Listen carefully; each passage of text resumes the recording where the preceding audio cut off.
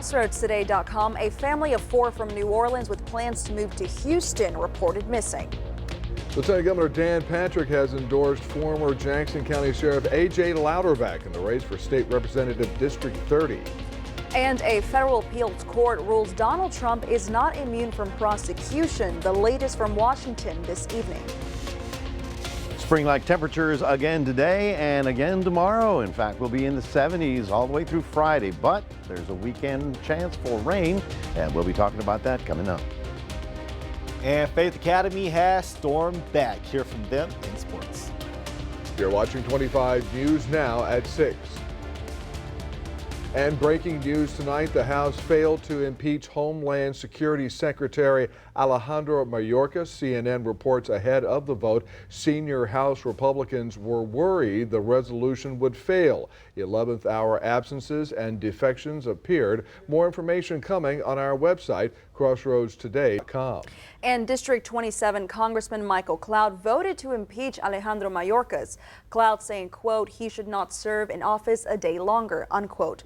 Congressman Cloud also says he will definitely vote against the border security bill, saying, quote, this bill is a disaster and should not even make it to the House floor, but if it does, I will strongly oppose it, unquote. Bay City police arrested a man accused in a drugstore robbery. 20-year-old Joshua Brannon is accused of robbing that store in the 3000 block of 7th Street. Authorities say Brannon went into the store and confronted the clerk. Authorities took a look at surveillance footage and said they recognized Brannon. El Campo police tracked down the man they say stole thousands of dollars from an area pizza place. They also made a small drug bust. The El Campo Leader News reports 36-year-old Nelson Herrera of Houston faces a charge of theft of less than $2,500 and 2 drug possession charges. El Campo police believe he stole about $1,200 from that pizza parlor located on FM 2765.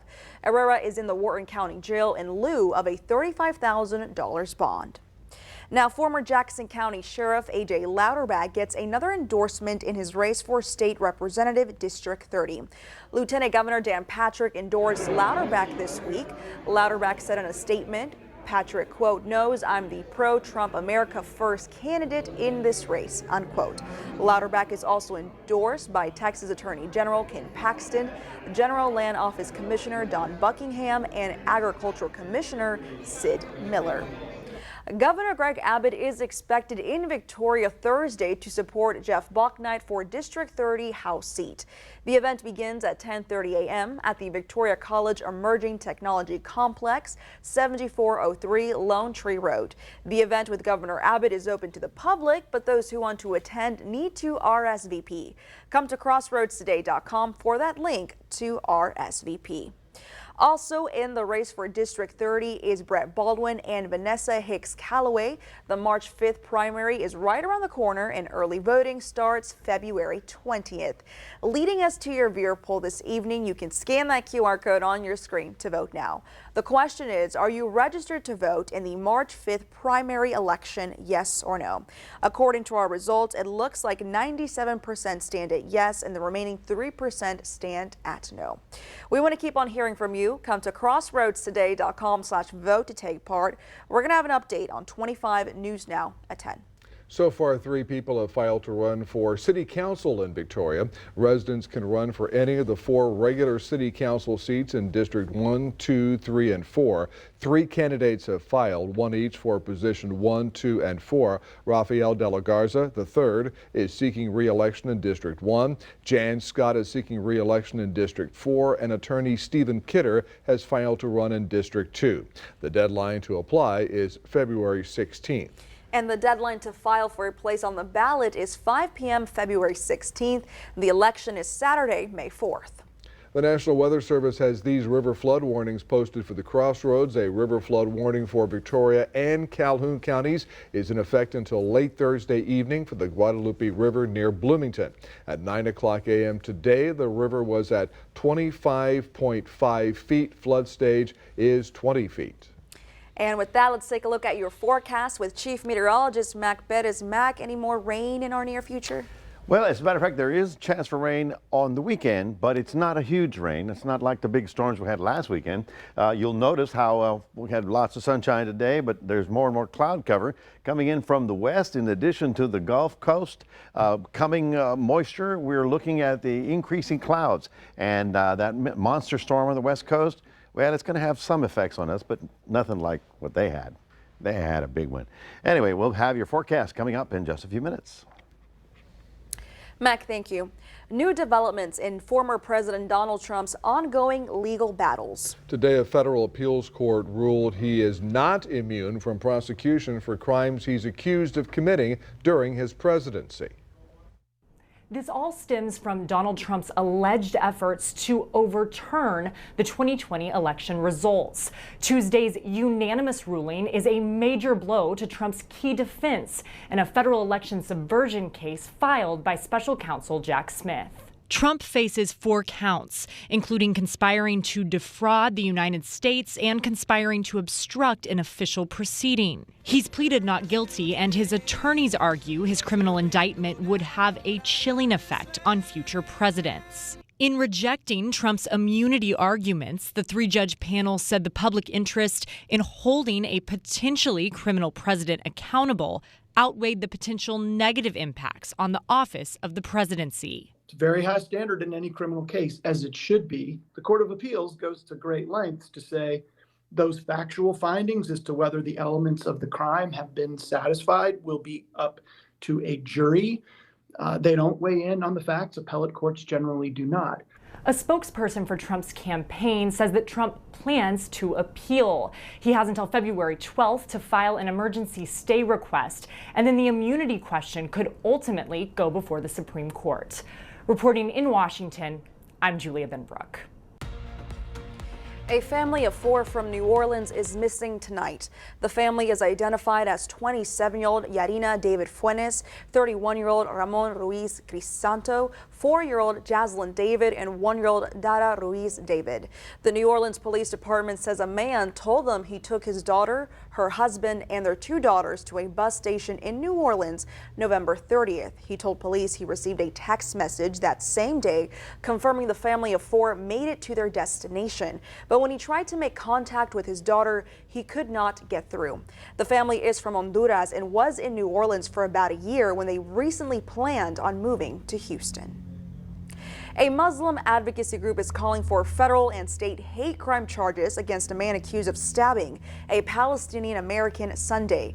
The advocacy group says the incident happened after 4 Muslim Americans attended a pro-Palestinian protest.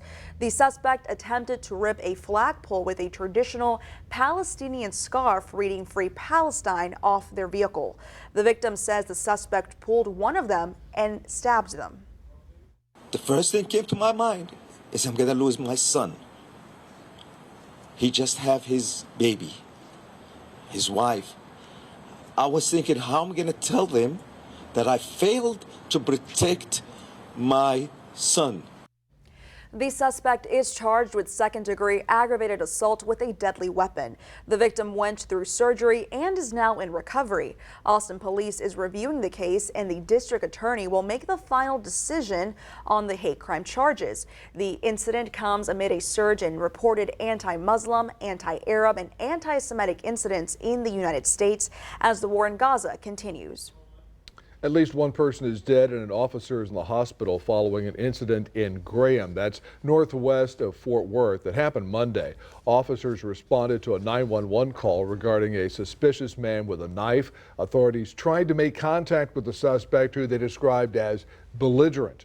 Police say the suspect attacked and stabbed one of the officers. An officer discharged his weapon, hitting the suspect. The 18-year-old suspect died at the scene. A fire truck lost control and flipped over in Fort Worth Tuesday morning, leaving 4 firefighters injured. The crew was on its way to a fire when the truck crashed. All 4 firefighters were taken to a hospital. 1 of them is in critical condition. It's not clear what led to the accident. 4 civil rights groups have filed a federal complaint accusing a Northeast Texas school district of unfairly penalizing Black and disabled students. You can read the Texas Tribune article on CrossroadsToday.com. Calais Street is closed for construction between Port Lavaca Drive and Port Street due to a sanitary sewer line collapse caused by recent heavy rainfall. The closure will last about 6 weeks. The City of Victoria says the collapse does not have any impact on water service. That's because the sanitary sewer system is not connected to the water distribution system. The city is running a bypass line in the area to maintain sewer flow. All businesses and homes in the area remain accessible. Remember to subscribe to our YouTube channel, Crossroads Today. Hit the like button and click the notification bell so you can see Crossroads Today on YouTube. Stay with us. AI-generated calls encouraged Democrats not to vote. Coming up on 25 News now at 6, one Texas company could now be in trouble. Also ahead, credit card delinquencies are on the rise in American households. The latest reports this evening.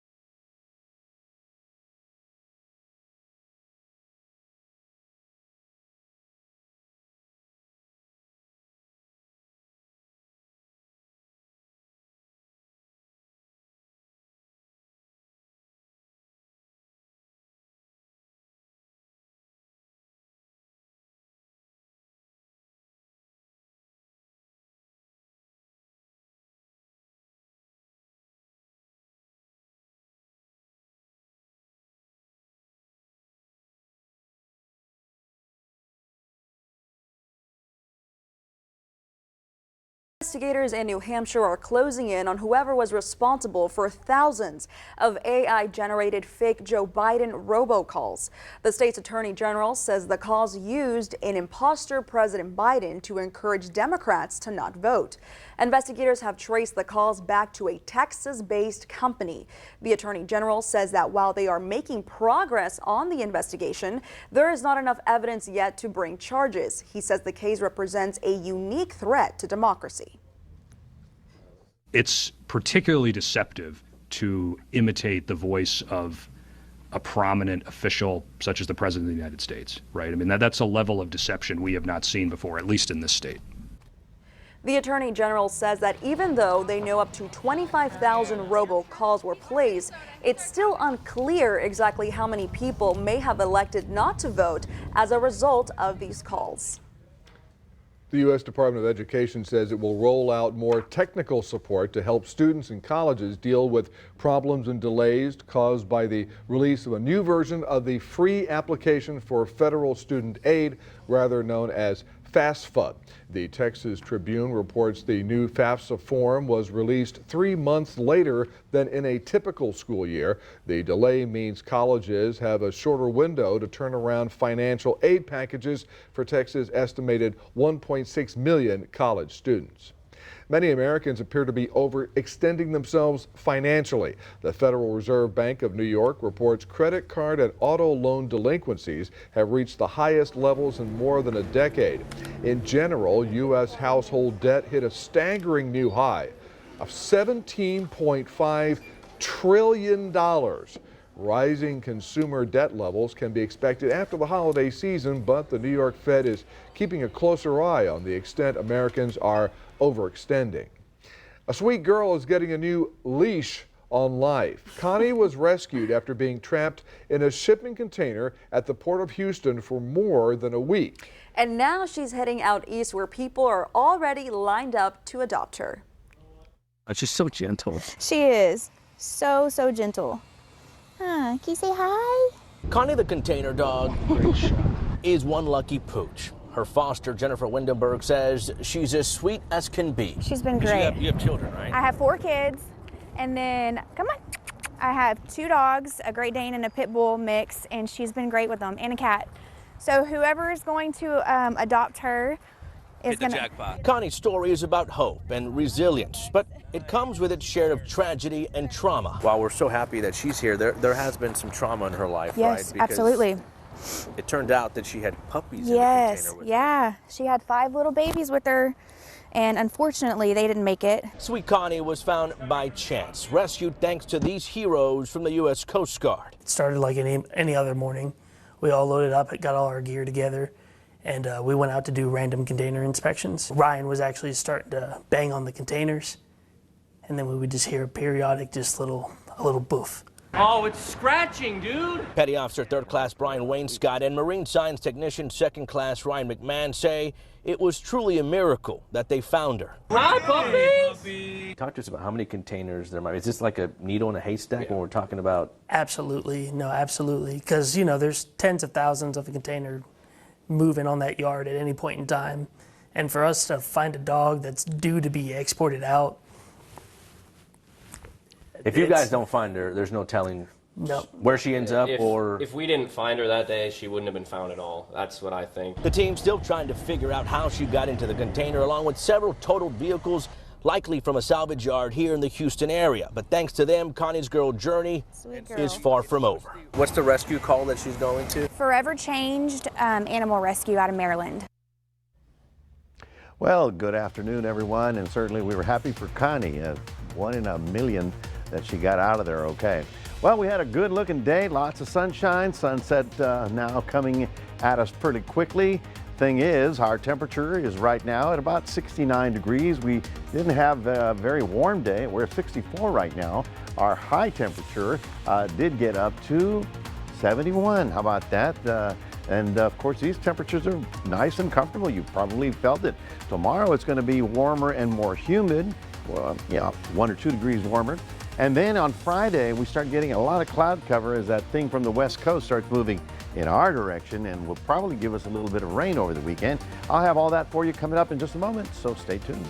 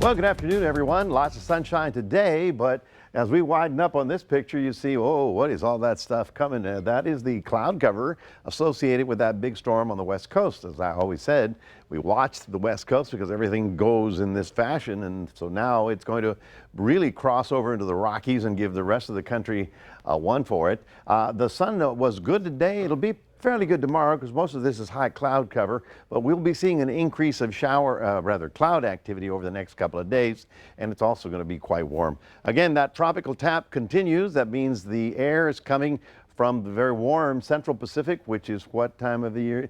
El Nino, yes. So the Pacific is warmer than normal. That warm air rolls up here. And of course, the worst problem of all for happened in Los Angeles, there's a Traverse Mountain that goes this way. Usually you're thinking they're going this way, but it goes like this. And so the moisture was coming up, and when you take that warm, humid air and then you raise it up to a higher elevation over the mountains, Well, boom, they got 12, 14 inches of rain. They usually get 15, 16 for the whole year. They got it all in 3 days. Well, what about us? Well, now you see the storm is crossing over into Nevada right about now. Rainfall is getting heavy along the I-10 corridor here. So anywhere from Phoenix, all the way out to the Colorado River, they're going to be getting some big storms. They're also getting showers here, and the mountains of the southwest are going to get a lot of snow.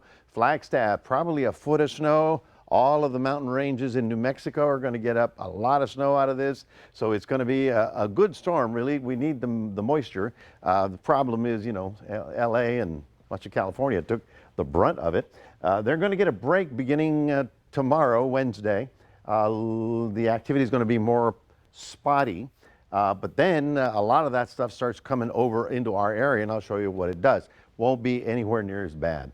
We have one river warning left, as you see right about here. That's the Guadalupe River down in the Bloomington area, and as you can see right here, took a little bit longer to crest. You can see it lasted about 3-4 days, but now it's still in flood, but it is going to be dropping in the next day or two, and then we'll be settling down.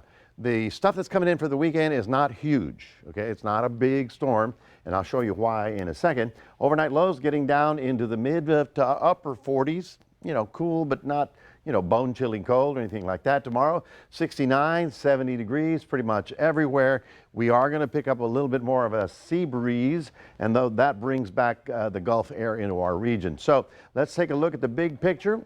We start off on your Tuesday. High pressure is going to roll east. That's going to open up the Gulf door. So we're going to start getting low-level moisture, and then that frontal system starts moving toward us. The low itself, the deepest part of the storm, is going northeast. So they're getting the big stuff. We're just going to get a little rain shower chance as it comes through. Now, the front is actually going to slow down over Texas because the storm center is up here, but it is eventually going to pass through our area probably on Sunday morning, and that will give us a little chance for rain. Look at that. Sunday night, Saturday night, Sunday, little chance for some snow way up in Amarillo, not in our area. More clouds tomorrow, up to about 70 degrees. In Cuero, up to about 70 degrees with more clouds. That's all that stuff coming at us from the west. And so we'll warm up to almost 75 on Friday. And then the rain chance begins on Saturday. Best chance, however, is with the frontal passage, which will be on Sunday morning. That is your 7-day forecast. Reminding everybody that we do have a QR code. We'd love for you to scan that. Put Crossroads Today on your phone. Here's Karina. Thank you, Mac. And now here's Zach Brown with your sports. The Faith Academy Cougars fresh off a pair of big wins, but looking for a lot more. Hear from them in sports.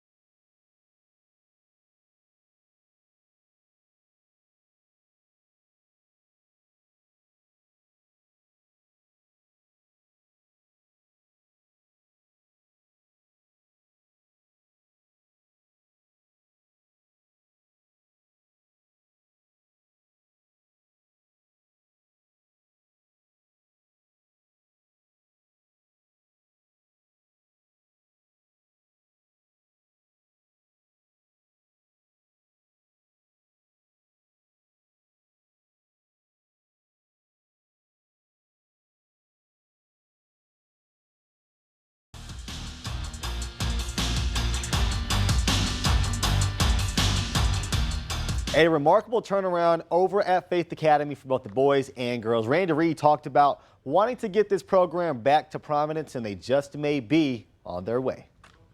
Ready, let's go. You got this.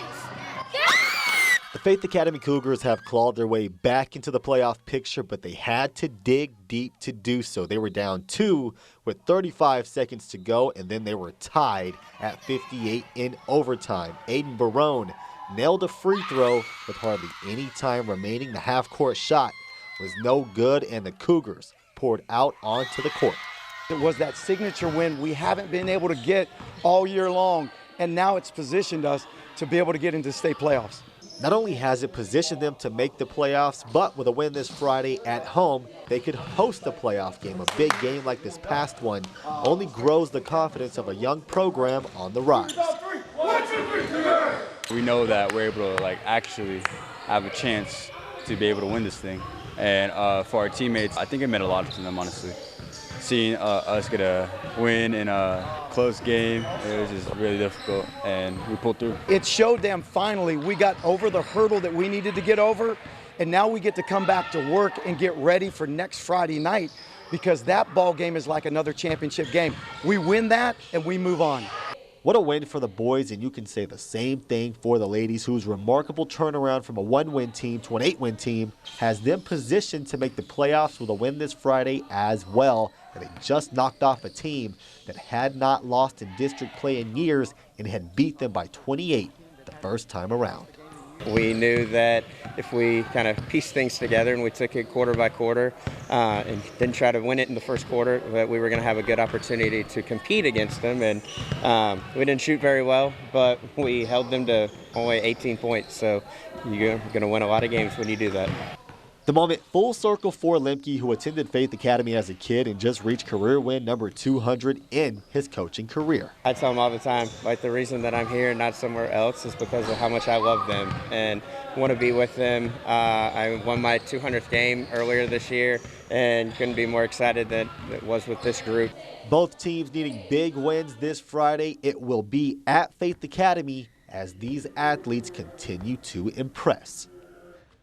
They both care about the mentorship aspect of coaching, building character, but they want to win as well, and they're doing a pretty good job of it. Also, before I go, Jose Altuve, 5-year extension with the Houston Astros. Donna and Karina, back to you. Thanks, Zach. We're going to be back in a moment. The oldest living Olympic medalist in France is getting ready for his next big moment in Paris.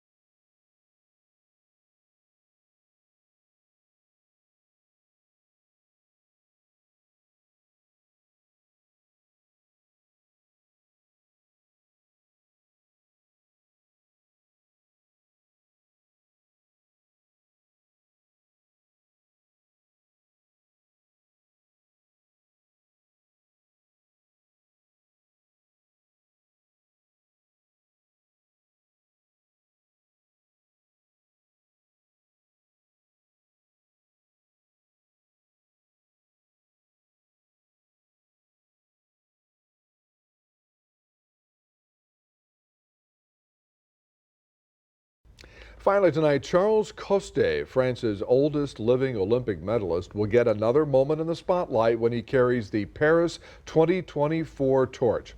Coste, who turns 100 years old on Thursday, won a track cycling Olympic title in the team pursuit at the 1948 Games in London. Coste's gold medal is framed in a room of his apartment near Paris. Coste, who was born in 1924, which is the last time Paris hosted the Summer Olympics, needs a walker to move around, but he is set to carry the Olympic torch. By golly, he wants to do it, and France is just gearing up for a fantastic Summer Olympics. It's been a long time coming. I think they're going to give him a great rousing welcome. Oh, I think so. Remember, too. what was that year with Rayford Johnson came in? Everybody was all excited. Oh, that was L.A. 1984. Right. Oh, so excited. But the best ever was in Atlanta when they finally got to the person at the top to light. No one knew who it was going to be. Muhammad Ali. Muhammad Ali. Oh, that was good. Oh, I remember that one. That was unreal. Yeah, But this weather is kind of unreal. We're supposed to be shivering and our teeth chattering. And Karina's supposed to be wearing her big coat that she tells us about that we've never seen. Yeah, I know, but like we only had like what, 2 days to show it Well, off? think about that. I put my coat away in the closet because I'm going, we're done. Yeah. We're done, folks. I think it's spring already. I think spring has sprung. What a bummer. We're looking very springish through Wednesday, Thursday. We're going to pick up more and more clouds, leading us to a chance for some light rain on Saturday, nothing huge, and Sunday, some scattered showers. These are not going to be anything like last weekend where they were severe, and you will tell the difference, but we might get a little wetness over the weekend. All right, thank you, Mac. Thanks for joining us. We hope to see you back here tonight for 25 News Now at 10.